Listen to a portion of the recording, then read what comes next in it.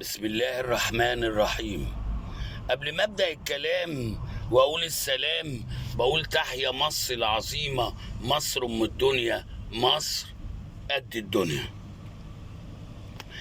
آه كان في الفيديو اللي فات في خطأ، يعني هو غير مقصود. كان في اللي كان مكتوب قدامي، فالخطأ كان غير مقصود. الديانات السماوية، القرآن، الإنجيل، التوراة. فنقول التوراة، الإنجيل، القرآن. والزبور ده كان أيام سيدنا إبراهيم. بس أنا عشان أنا قلت اليهود الزبور، لكن هو التوراة والإنجيل والقرآن. حبيت أوضح دي في أول الفيديو هنا عندنا عشان بس ما يبقاش فيه لبس في الكلام أو لبس فاللي أنا بقوله. واحنا قلنا اتكلمت على لما قلت احنا دين العزة ودين الكرامة، واللي بيحصل ده كله عشان التورتاية الحلوة الجميلة. مين التورتاية؟ مصر. كل اللي بيدور في العالم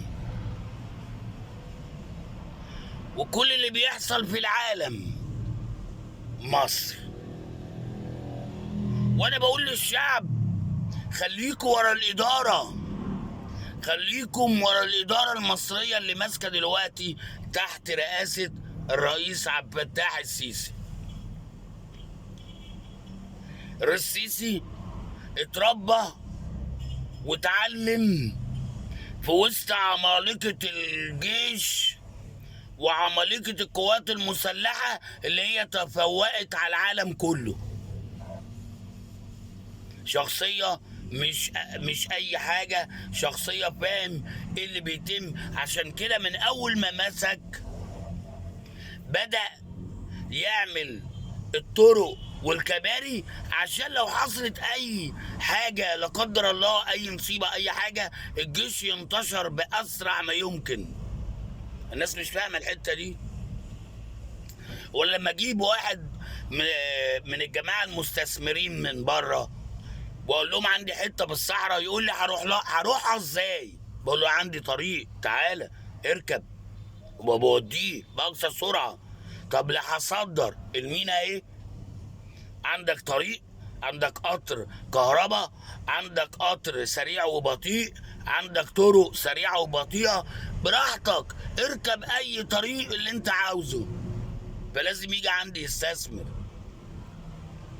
دي اللي عشان تعرفوا انه الدولة بطلعة مش نازلة ومش هترجع، مش هيرجع. الجماعة بتوع حلس وبلس وكلس دول بتوع زمان، مش هيرجعوا. الناس بتوع الله يا سيد مش هيرجعوا. الناس اللي كانوا بيطبلوا، لا خلاص، قصة انتهت.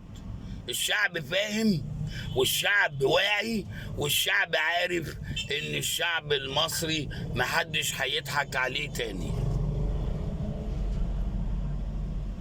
عشان احنا لما بنتكلموا في ناس تقول لك انت بتتكلم في ايه؟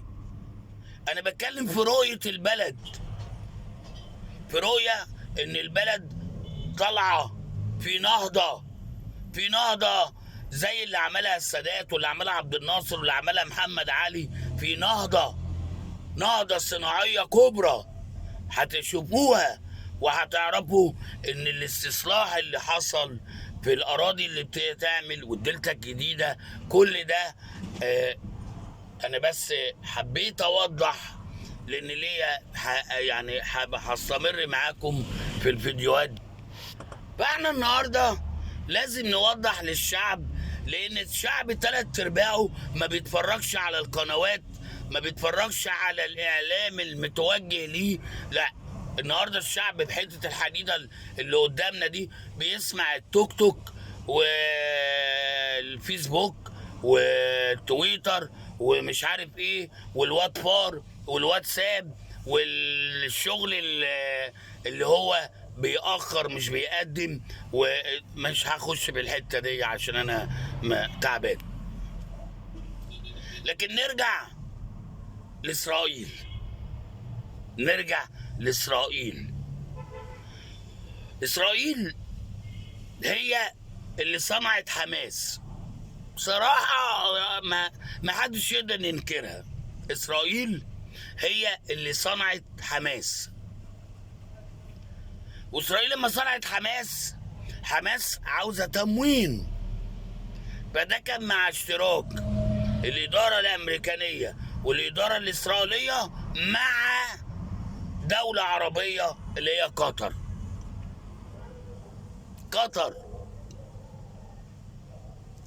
قطر كل اول شهر، كل يوم واحد تطلع طياره من قطر الى مطار جورنون ده ولا اسمه ايه في اسرائيل، فيها الشنط، فيها 30 مليون دولار يستلمهم الشرطه الاسرائيليه، وتطلع بيهم على غزه. وعلى حدود غزه بيكون مستنيهم واحد مش عارف اسمه ايه، عمار ولا ايه حاجه زي كده، من قطر، يستلم الفلوس وبعدين يخش يسلمها لحماس. جميله قوي اهو. اللي بيقولوا عليهم ارهابيين، ما احنا زمان قلنا اللي بيمول الارهاب مين؟ قطر. يبقى $30 مليون. ما كانت منظمة التحرير الفلسطينية اللي هي فتح تحت رئاسة المرحوم ياسر عرفات، ما هي اللي كانت دايرة المنطقة كلها، وهم عشان يتخلصوا من ياسر عرفات اختلوه عشان يزرعوا حماس. طب ما انت اللي سحرته، المسحور اتقلب على الساحر. هو انت النهارده يخشوا حماس جوه عندك 300 كيلو ولا 150 كيلو، وبعدين ترجع تضرب في الاهالي والناس والاطفال؟ ما انت عارف ده مين وده مين وده مين. صحيح ان اللي عملوه حماس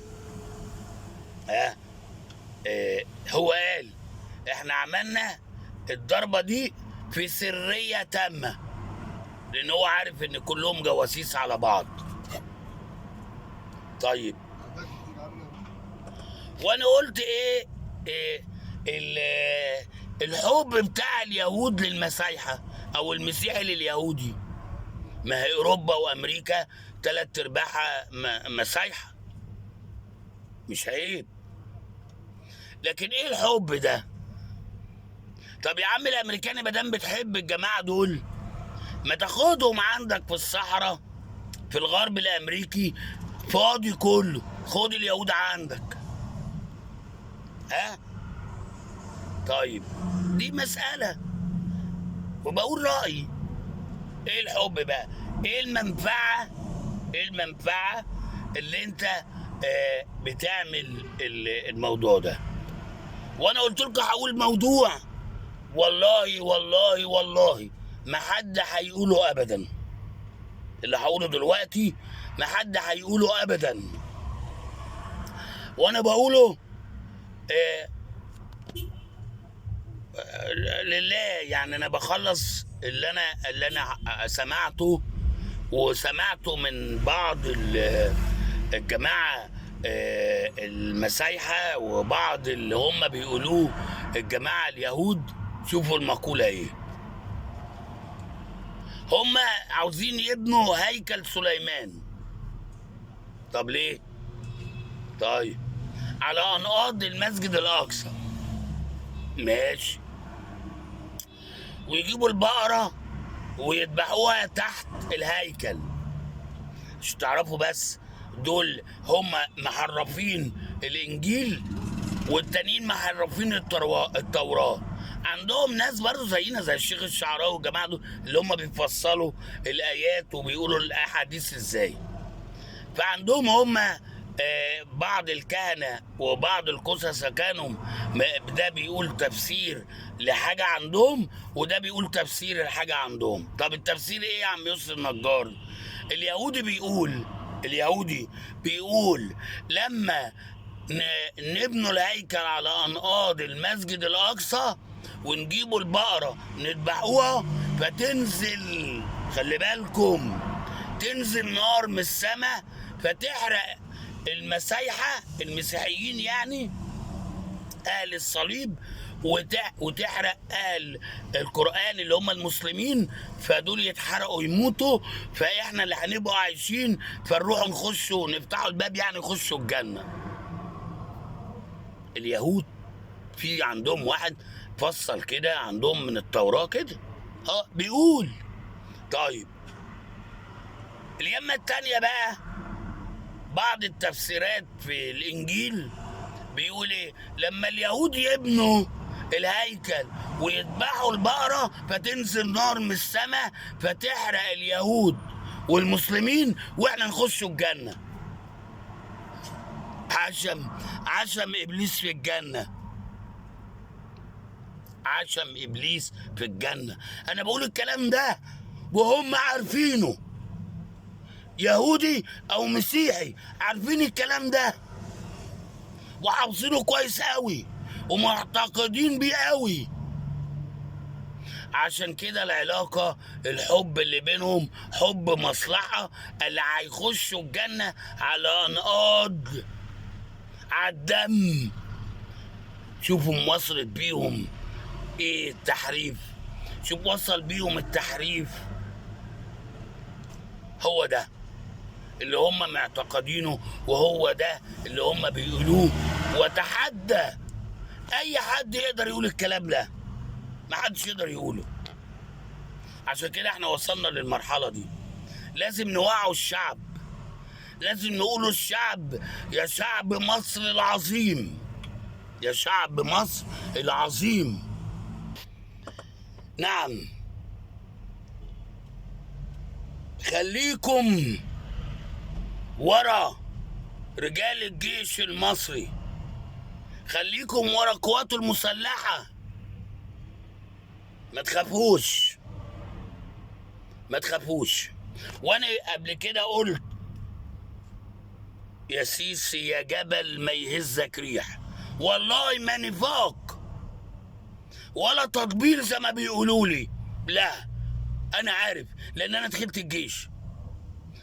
الجيش وعارف ايه اللي بيتم، وعارف وعندي استعداد احمل السلاح وحافظه لحد دلوقتي، واحل البندقيه احلها حته حته واركبها تاني.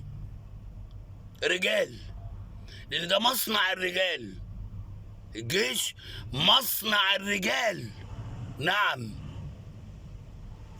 مصنع الرجال بيطلع راجل. هات لي واحد دخل القوات المسلحه جندي اقل جندي بيطلع راجل ويتجوز ويفتح بيت، اتعلم في مصنع الرجال. فقلت يا سيسي يا جبل ما يهزك ريح، وقلت لو سبتنا ضعنا هنبقوا عبيد. نعم، هنتفرقوا على البلاد ومحدش هيطيقنا. وقالوها زمان احد رؤساء الدول العربية، قال لو العرب كلهم جاعوا مصر توكلكم، لو جعتوا يا عرب مصر توكلكم، اما لو جاعت مصر العرب كلها ما تقدرش توكلكم، ما تقدرش توكلوا مصر. واحد الرؤساء برضو قال مصر لو عطست الدول العربية كلها تجيلها برد. نعم، مصر هي الأمة، هي العصب، هي الوتد، ويا بلدي مش هتتهاني أبدا، يا بلدي مش هتتهاني أبدا طول ما فيكي رجال القوات المسلحة المصرية. ورجال الشرطة، نعم، اللي هو الأمن الداخلي، نعم، طول ما فيكوا رجال مش هنتهانوا أبدا، مش هنتهانوا أبدا. وأنا قلت وبكررها وبقولها تاني، لأني ممكن أقابل ربنا في أي وقت.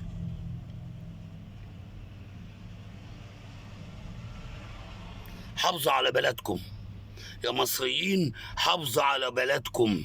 الأيام دي بيحاربونا من كل مكان وفي كل حتة.